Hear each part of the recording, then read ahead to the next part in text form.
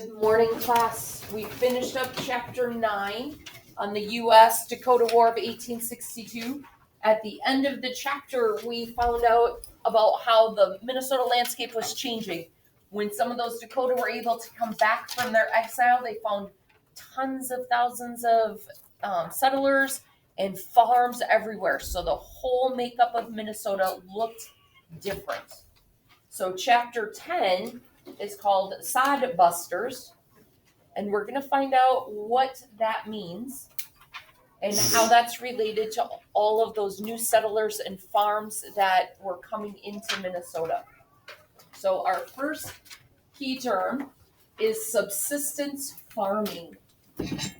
What does subsistence farming mean?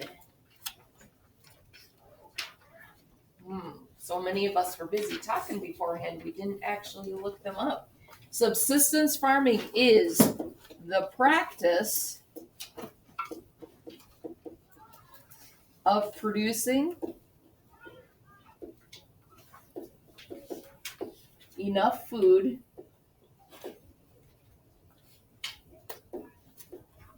to feed one's own family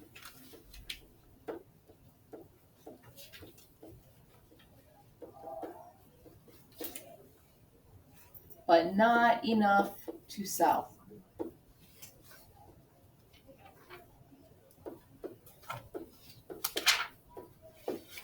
Sell at the market. So subsistence farming would be only producing enough food for you to eat, to store for over the winter.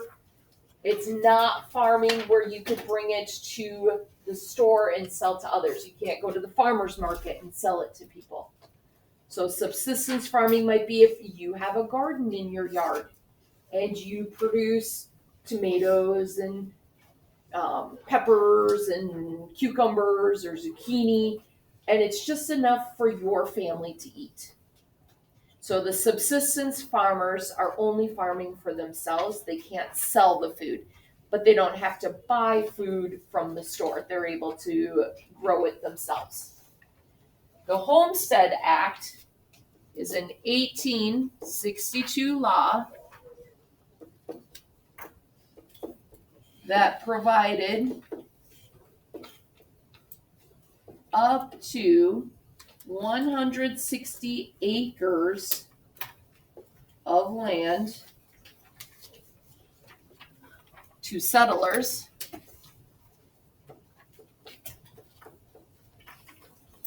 who would live on it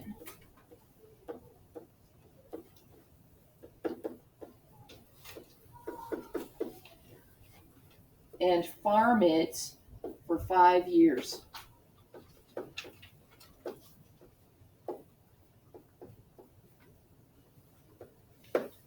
So you could get land through that Homestead Act, and so you don't have to pay for the land, you just have to agree to farm it for 5 years. So you get up to 160 acres. So if you're farming that much land, you're doing more than just being a subsistence farmer because you're farming a ton. So they're trying to get people to come into Minnesota and set up these farms because we have all this land now. So they want people to come in and set up their farms, so they're enticing people to come with this Homestead Act. A land speculator is someone who buys and sells land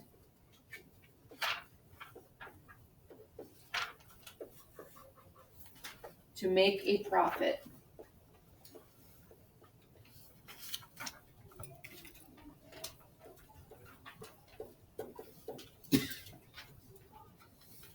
Often at great financial risk.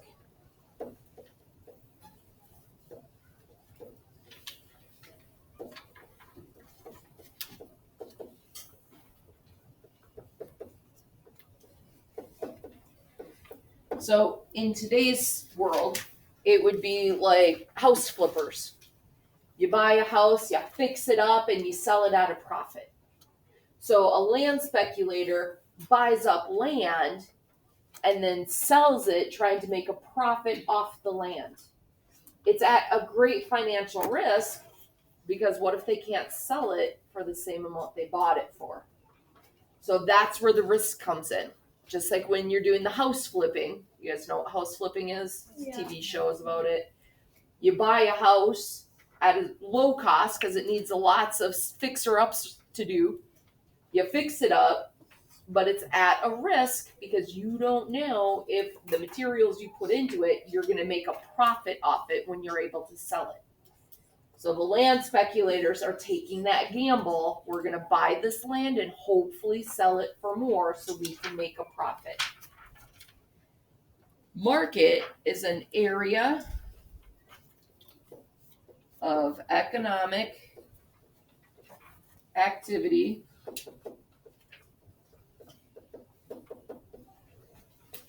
in which people buy and sell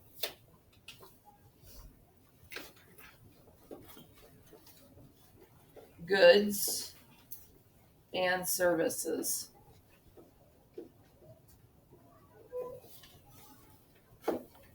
Markets are where prices are determined.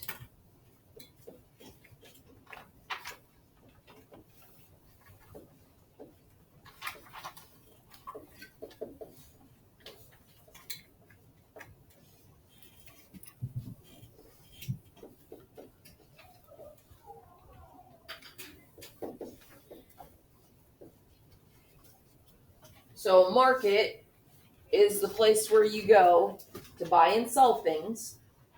If everybody wants something, what are they going to do to the price? They're going to jack it up. There's going to be a price increase because they want to make more of a profit. It's the law of supply and demand. There's a high demand, it's going to cost more. What happens if nobody wants it? Yeah, the price is going to go down.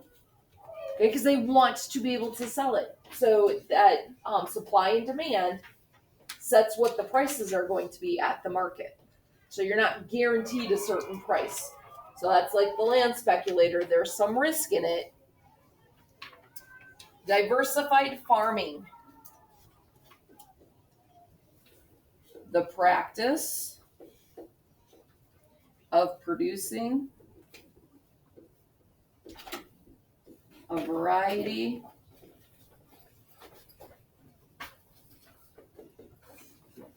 of crops and livestock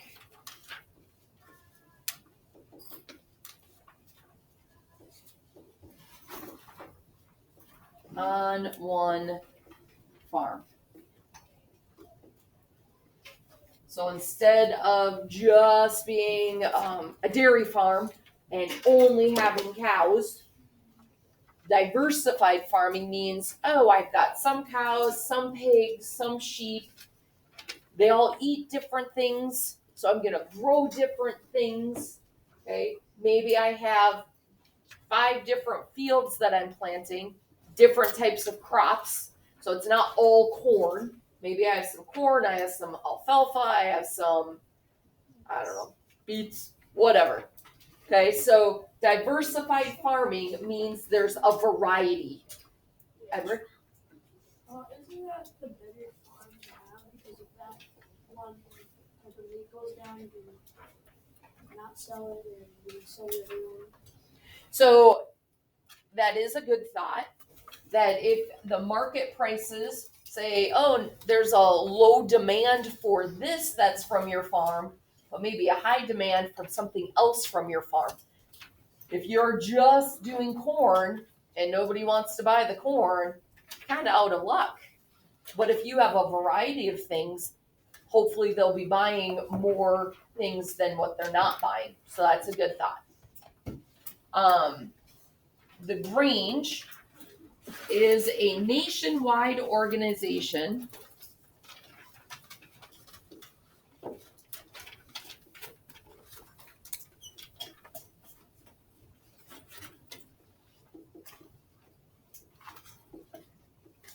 for farmers that supports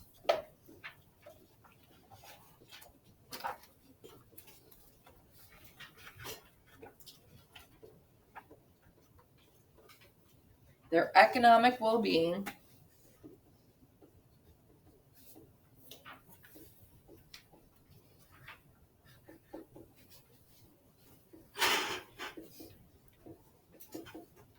and their political interests.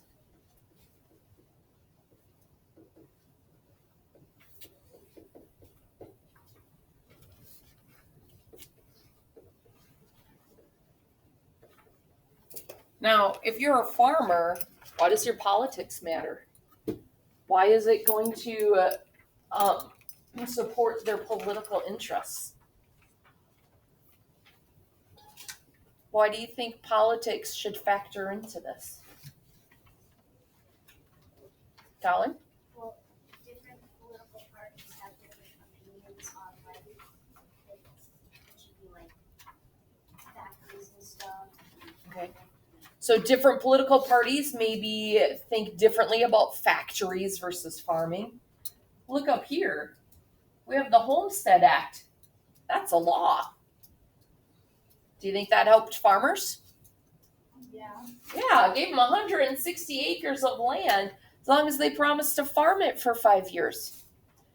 So things that are law, that ties into politics because we need the politicians, that legislator, to make those laws. So the Grange is going to be working on stuff, getting acts passed that are going to help the farmers. So they're looking out for their farmers and they're working with the politicians to be able to get the things that the farmers need to survive and to make a little bit of a profit. Are we good if I erase this? Yeah. Gotta scroll up.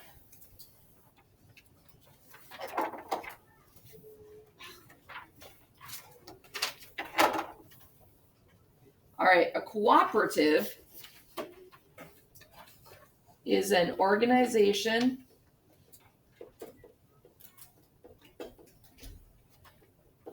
for farmers that supports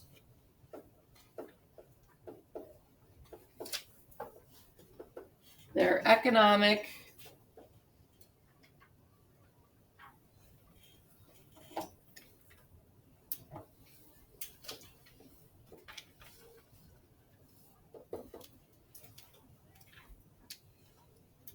You're Nope. right, the exact same thing. I'm reading the wrong line. So it's an organization. So that part is right. It is an organization, and then I crossed one. So it's an organization formed, sorry about that, an organization formed to help its members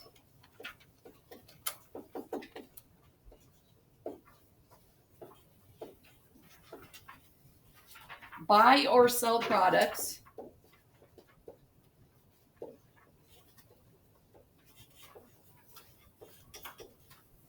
as a large group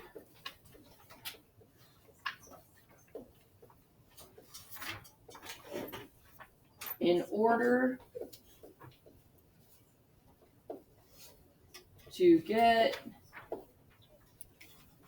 better prices. So cooperative, the members work cooperatively together.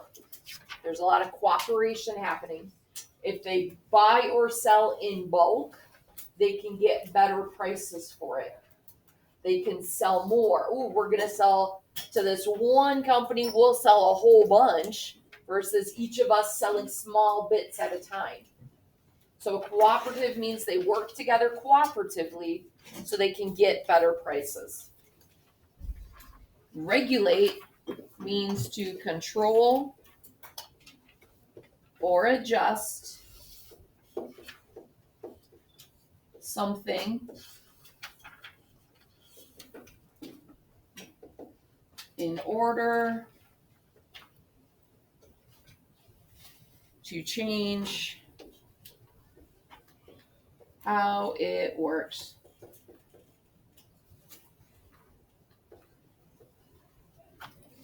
So when you regulate something, you're changing how it's working.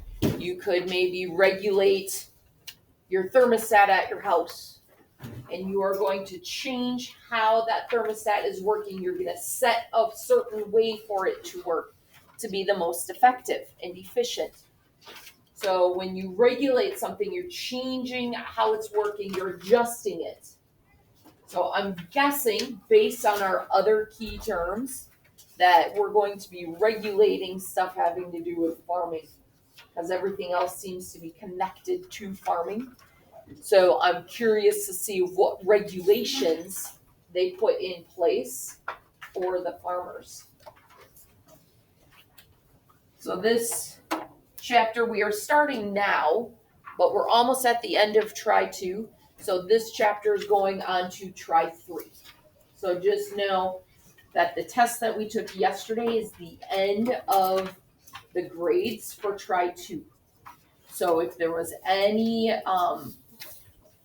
redos that you wanted to do, if you're looking at the test from yesterday and you want to redo anything, remember that you need to put redo at the top of the paper. You need to put the page number that you find the answer on, and then make your corrections in a different color.